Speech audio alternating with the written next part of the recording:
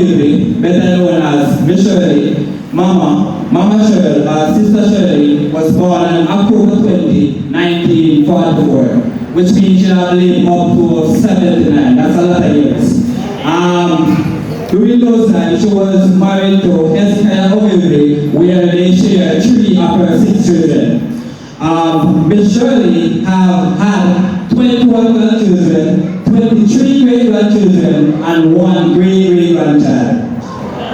She was a devoted Christian and an active church member. Therefore, growing up, going to church was non-negotiable. You have to go to church. And during those times, church would start 8:30 and would have end around 3 o'clock. So it wasn't like this. And you know, it wasn't this patient family, and it was a bit hard. But it was non-negotiable. You have to go to church with Mama. So Mama was a family woman, and most of the children would have mentioned that, you know, she is a family lady. So Mama was a family woman and would spread the love evenly across the board. Some would get beaten, some would get objects thrown at them, but nevertheless she would still spread the love across the board. Mama was a family person so much that Auntie Mary, which is our oldest eldest child, they live in a separate community within the day. But even though they live within a separate community, we felt like it was one family. Because Mama would try her utmost best to ensure that we go around all around and church, so the lake could still be there. And I'm not going to be a lie, like going to Old Road having one of our most fun memories. Because we're sure that Auntie Mary going to give her some planting, some trip out of the shop, and something that she had to bring back around with us. So going to Old Road as a child, we enjoy that moment. Actually, the last time I saw my cousin at Auntie Mary's son was 2020 at her funeral. Now, writing the Eulogy, as I touched family, remember the last time I saw Ashley before the great meeting was 2020. As I touched the Eulogy, the first thing that came to my mind is Ashley. Remember I said before that they live in a separate community.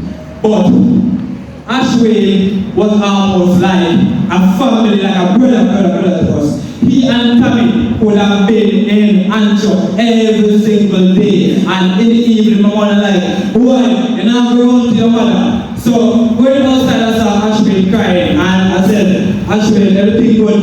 And his word was like, Akim, remember my mama grew with that. Me and Tammy every day with your Antioch. And remember, I did not speak to Ashwin about this. I did not have any contact with Ashwin. But the moment I touched family, I remember that moment because we surely ensure that the family stay together. You know, and I just want to say there's one thing we can say, Mama Shirley was the binding force of the family. I know that she gone, you know, I don't think that can come out of us. It has been so embedded in us that, you know, I think it will continue throughout the different generations. Remember I said, she had great-grand and she had great-great-grand. That's 3 generations of children that she would have grown, right? The cooking. Earlier I did the dancing. When she died, I checked her status and the first thing that she said, the best rice and beans and chicken, God. Right? That was Mama Shirley. Whenever something come, you know that the rice and beans and chicken would have been secure. But how could you forget the pastry? When you talk about pastry and traditional stuff, you're talking about the coconut drops, you're talking about the blue drops, you're talking about the grater cake, the roast corn, the parched corn, sweet potato, and cornmeal pudding. Now, growing up with the way I understand why she always wants us to grate the corn instead of using the cornmeal. I thought that, you know, as children, she just wanted to work us. But little did we know that using the corn is 10 times better than using the cornmeal. So, you know, give her up for that.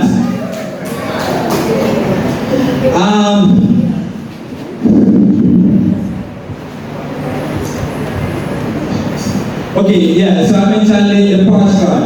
the Posh car was one of our favorite, right? And because she knew that we loved the Posh car, she used to hide it. Like we didn't know where, she was hiding. We know that she hid it very good. Now, my cousin growing up, Romian, she made a mistake of letting Romian see where she hid it one time. And what we did, right, the moment she turned back, because we couldn't do it while she was in the house. If I played the rattle, she would have known. So the moment she turned her back and gone to the big bed, Romian, Tammy, me, Messi, everybody was in the house would have, gone into the patch car. Now, one evening she came home and she realized that the pastor looked at her before. We don't see him about I said, no sir, me never know that be a moment push me about where. The boy are right? And of course we got a beating to it. And speaking of beating, Tammy again. I remember this particular incident where Tammy was misbehaving. Right? I mean, we are boy very youthful. Mama could not catch us, right? So what she did, even come in and did, she fixed Tammy a nice plate, a lovely plate. She popped her Tammy and everything was good. But when we went and think that all was well. Now, before the next morning, we hear what, and Tammy calling out, Mama, you couldn't wait to wake up. Looking through the door, Romian again was making his exit, and that was my cue, as innocent I was, to run and get out and out after that meeting. So, she was a dedicated farmer, and being the first person that came and did the tribute mentioned her Philppine. The people were so into her that even after her health started deteriorating, she would get up in the morning and say that she's going to the garden to feed her pig, despite not having pigs for many years. So the pigs and the chicken was really something that she held dearly to her heart. I remember when she died as well. She was a very jovial person. Most persons came and said that. I remember when she died and I posted on my status. A guy that used to live in today didn't came from here but he migrated and stayed here. He said, Shirley dead, John Mustard, a big to me to give me.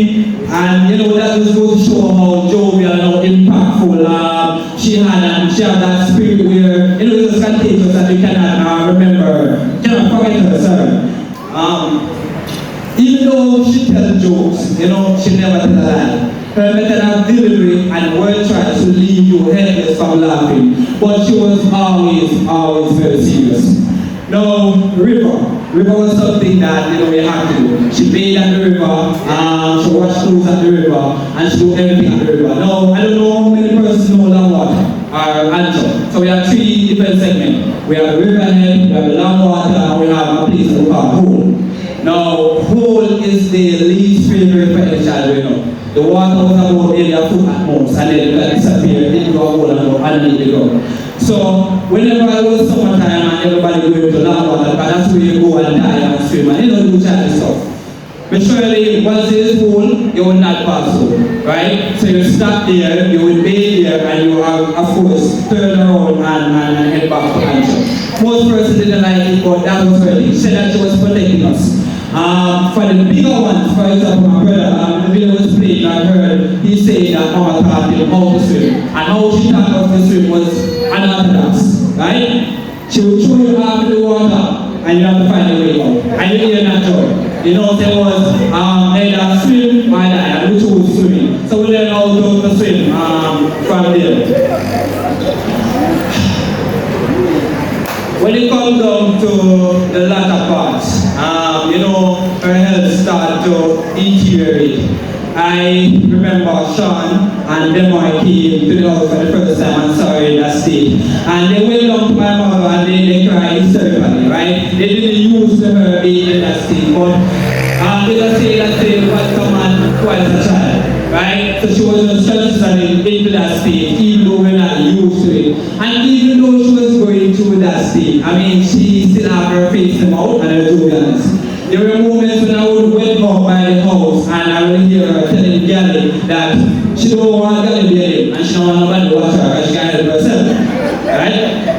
There are times when I would bring her to the doctor and and she was saying that my sister was with me, she came down for that visit, and she was saying that we should stop the vehicle we are passing her house, and it looked like we were going to go home and take her husband, right?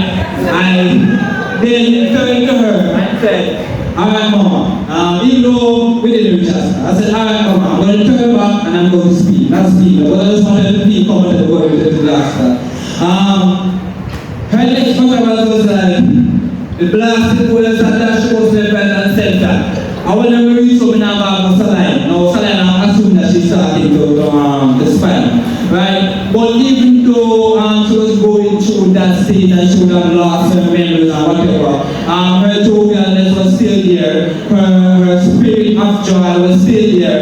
And as such, I tell myself I am not going to be crying for the funeral because she was a cheerful person.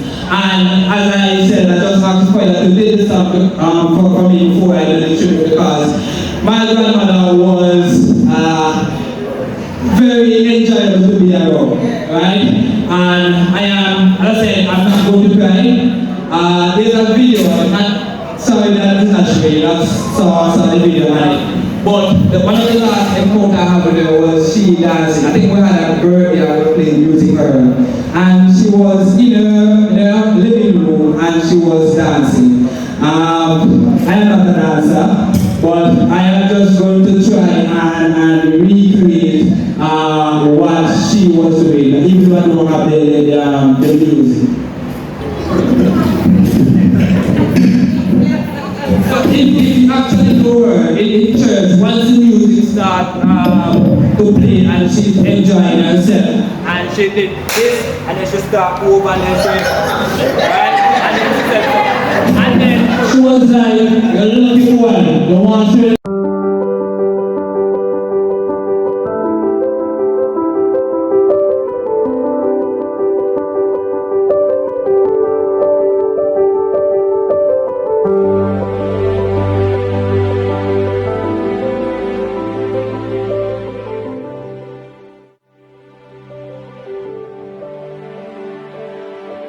Growing up as a child, I always enjoy spending time with my grandma.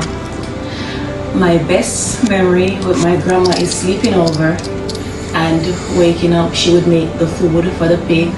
We go to feed the pigs first, and then afterwards we head off to the river,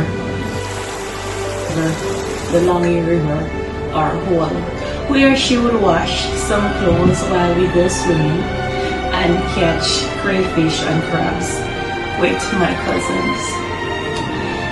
And when my grandma cook, everyone is entitled to a plate, even if it's a half of dumpling and a piece of banana. My grandma was a very loving, nurturing woman, and I appreciate her for that. And it's not goodbye, it's until we meet again. Rest well, Father and Queen. Love you, Mama Shirley. I love to use the scripture, and it says, in all things we are to give thanks. So this afternoon, and this period which this family been going through, mourning the loss of a loved one, just be cheerful, knowing it's a way for us all. I just want to say, over 46 years ago, being a young cop, I met the now deceased Mistress Shirley Smith Ogilvie, whilst I was a young cop stationed at Withorn, Westmoreland. She was the mother of Noreen, with whom I have a beautiful daughter, Eulogy. I just remember her in a quiet way, jovial, always smiling.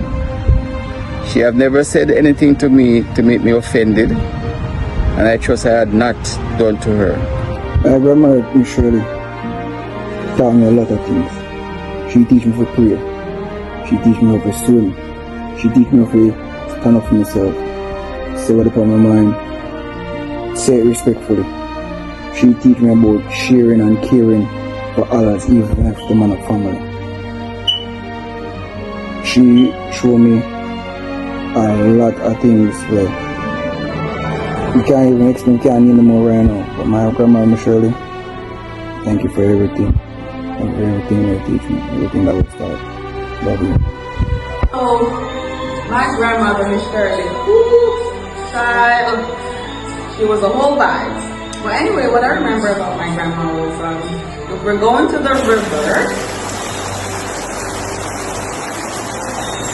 and the river is full, or long full. Just make sure so you know it's an unspoken agreement that river full, you're not passing whole. You can't dive, you can't do nothing, you just have to scoop up and come out. That's it. Oh boy, that little Tony there is killing me. What? Well, no, cut down funny. And I think no way you turn your day home. You don't go to the university. In the yard, there are things there and go restaurant. You can do it. You can't manage it. Like, I'm not going to What's that again? Let me see it up.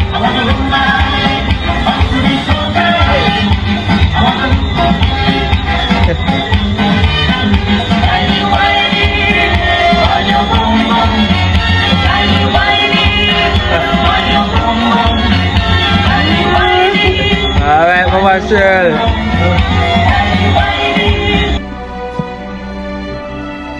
Hey guys, I'm making this video for my brother. Kind of hard to make, but still doing it. I'm not able to be there in the flesh, but the fond memory I have of Mama Shirley was on my 30th birthday. He spent it with me and the kids.